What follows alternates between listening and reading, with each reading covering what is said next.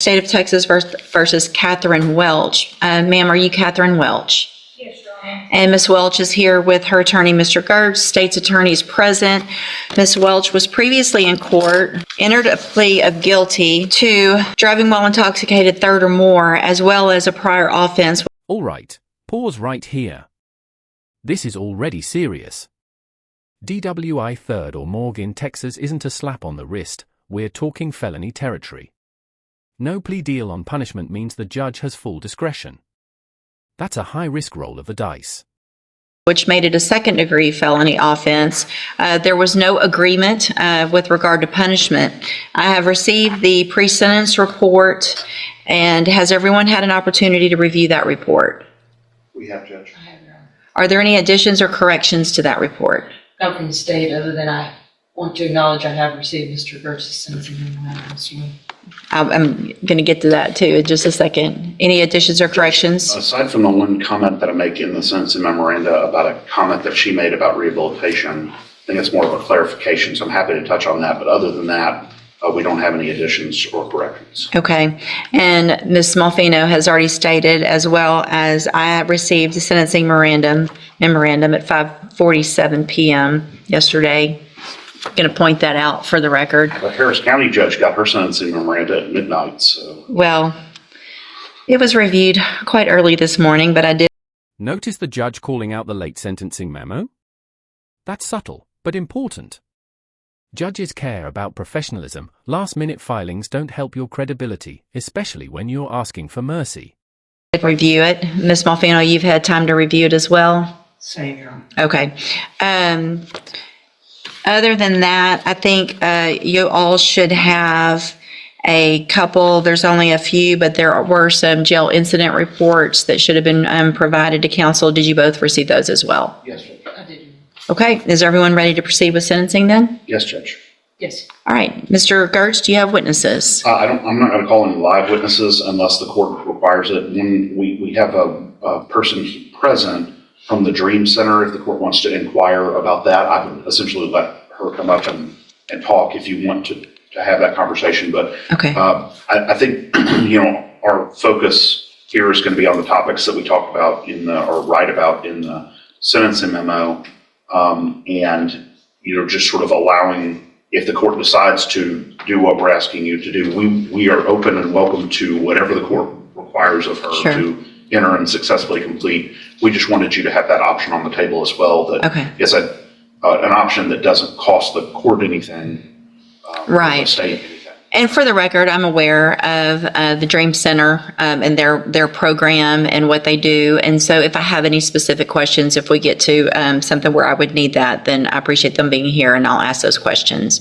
Ms. Malfino, does the state have any witnesses? No, Your Honor. All right, then argument. Judge, I want to,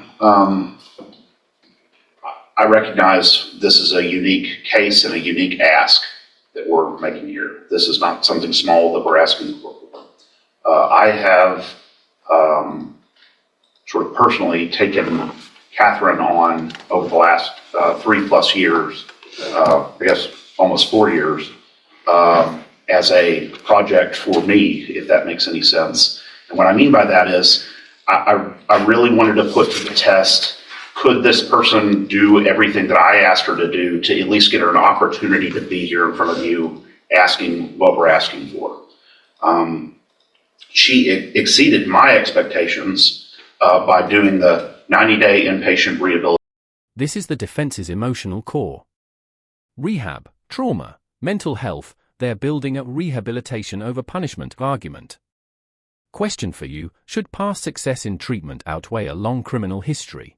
And while she was there, she started to explore with her counselors and her therapists there some of the underlying issues that went beyond just physical addiction, but actually had to do with her mental health and some of the things that she's experienced in her life. I'm not going to detail them on the record, but the court is aware of what those things are.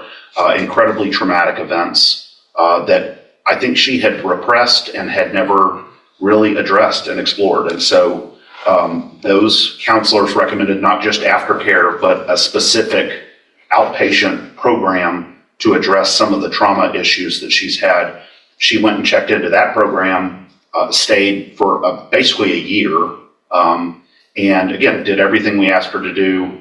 When, I told her to go get her own drug patch, I told her to go get her own interlock device. She did all of that. Those records should be attached to the memo. She was successful, has been following the rules, doing everything we've asked her to do.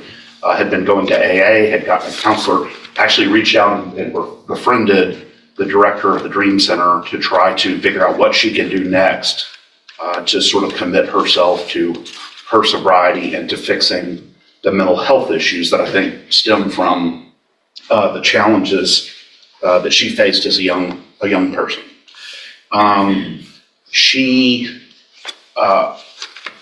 Sometimes it's easy to look at one side of the ledger, the rap sheet or the criminal history, and think that defines this person. What I have been fortunate enough to do is to really dig down and get to understand her as a human, and see that all the progress she's made, all the effort she's made, and see what she's done well and all of the problems that she's been addressing well. She's obviously very anxious about this day, but we've been looking forward to this day as well to be able to present that. And I want to go down on the bottom of page 2, address what I was talking about in the CSI. So that I'm not saying that this wasn't the words that came out of her mouth, but when she was asked by one of the examiners in the probation report, if she felt she needed treatment, she said she didn't feel like she needed treatment. She wasn't opposed either. I want to clarify what we mean by that. And I say this here, but what she would say, I think, is she did 90 days of detox rehab related treatment, has continued aftercare, has continued mental health care. But in terms of going to a program that is specifically targeted at people who are currently using or currently intoxicated, I think she thought that wasn't the direction that would be ideal. She will do whatever you want her to do, but I wanted to explain what that comment means. And so, because a lot of times, as you know, Judge, private rehabilitation programs will just reject you if you've been clean for 3+ years, as she has. And so they just won't even accept you at all. So I think that was just a misunderstanding or a miscommunication between the probation officer and Katherine. But nonetheless, she's willing to do whatever the court chooses here. Additionally, we've been in contact with her current parole officer. They are willing to keep her on parole instead of revoking her, depending on what the court does here. And so that was encouraging as well. I think we had the same kinds of conversations with them about her recovery and about her efforts. And so I think that was an encouraging sign from them. And then finally, Judge, you see, we didn't want to focus too much on support from the community because, again, this isn't just a run-of-the-mill case. This is a different focus. But she is married. She has a family. She recognizes the impact that all of this has had on her family and her relationships, the strain it has put on her husband, both financially and also emotionally. And she accepts responsibility for that and is asking the court to consider this extremely rare position that we're asking the court to take here. Obviously, if the court would like her to address the court, she is happy to do that, or I'm not sure how you want to proceed on that. Okay, thank you. Ms. Malfino? Judge, I don't envy the position that the court is in this morning. I do take very seriously the comments of Mr. Gertz. I take him at his word for that, and I hope that all of those things are true. It's difficult for me as a representative of Jefferson County and the state and the citizens that are on the roads every day to stand up and say I agree with probation, but I don't disagree with the things that Mr. Gertz has said and the information that is in his sentencing memo. To play the other side of the coin, does it suggest that she received the benefit of the doubt already by me waiving the habitual status that she could have been facing based on her number of priors? Does it seem in good conscience that I could say I ignore all of those priors? Absolutely not. But obviously, we have seen that her multiple trips to the penitentiary have resulted in no change of behavior until hopefully now, in these last 3 years. This right here is the prosecutor's dilemma. They're not denying her progress, but public safety is the elephant in the room. When someone has this many priors, how much risk is society supposed to accept? I do sympathize with Ms. Welch as an individual. Again, it's hard for me as a district attorney, assistant district attorney, to say that I concur with the punishment being probation, but I don't, again, disagree with the comments that Mr. Gertz has. We've had multiple conversations about this case. I know he's worked very diligently at it. I don't really know, Judge, and that's why it's before you, that putting her in prison for 20 years and her getting out in 2 versus an extensive probation period where she can continue the recovery she's been doing is a better option. But again, I don't know what is in the best interest of public safety. Unfortunately, none of us do. So I would defer to the court's wisdom and whatever you think is appropriate based on the volume of information. All right, thank you. Anything else? Would you like to say something, Judge? Your Honor, I just want to say that the past was fueled by drugs and alcohol. I take complete responsibility for that. I did not know from very young when things happened in my life that it could have been, some of it could have been treated and stopped earlier if I had gotten help for my mental health. That after I received this DWI, that helped me get myself to a place that I could go into a treatment program and deal with some of those past traumas. In the past, I didn't. I medicated and drank to just forget about the pain, just numb myself out. I didn't know how else to deal with that until when I got on my mental health meds, and I have bipolar, I have PTSD, and my mind back then was very chaotic. And I just want to say, after I had my mental health meds, I was able to go through treatment at Santa Maria in Houston, and that place really saved my life. I did extensive 90-day treatment with trauma counselors. It was a trauma-informed community there. And also, when I completed that, I worked an outpatient program, but I still lived on their facility. I went to the sex trafficking and recovery program, and I was in that for about 8 months, where I got the state paid for the counseling for trauma still. And I just worked really hard in that. I got a job while I was in there. And then once that program was over, I moved to a sober living facility in Oxford House in Spring, and I worked there until I felt like I was strong enough to come home and do what I needed to do. And I was in the complete program for right at a year. And I'm sorry, I'm very nervous today, and I know that my past record is, like Brian said, atrocious. But you know, the things that I had to deal with within myself from when I was a little girl, those are things that you don't go to prison, even in their programs there, that you don't talk about. It's just, you just don't. And I'm asking you, please do not send me back to prison. I want to move forward. I have moved forward in my... This is one of the rawest moments in the courtroom. Full accountability, vulnerability, fear. But here's the hard truth: judges don't sentence who you are today, they sentence the pattern you've shown over years. my life, and this year that I've been in jail has given me more time to think and know that I am definitely headed in the right direction. I have a sponsor. I attend AA at home.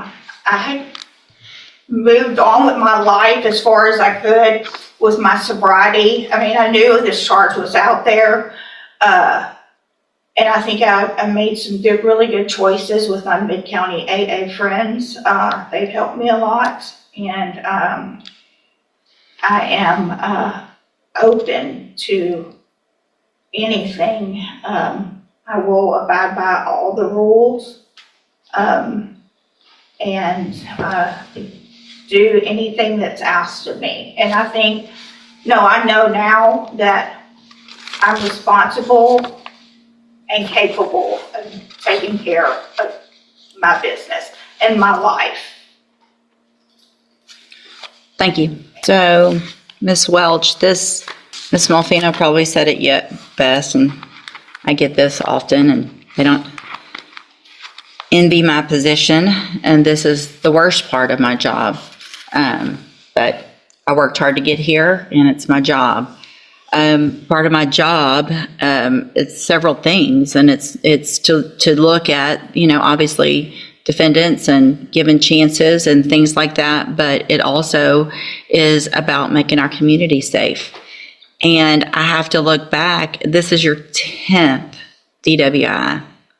It's not your 5th.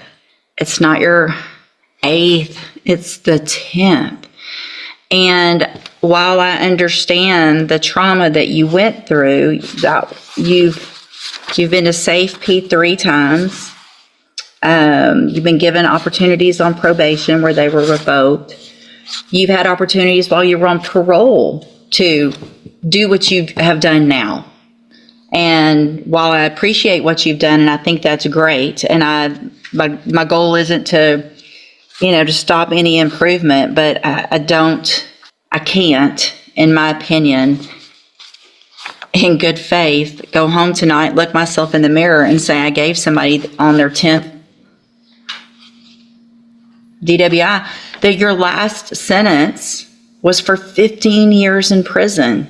The one before that was for 10. The one before that, you've gone to another 10 year back in 09. I mean, this goes back to the 90s.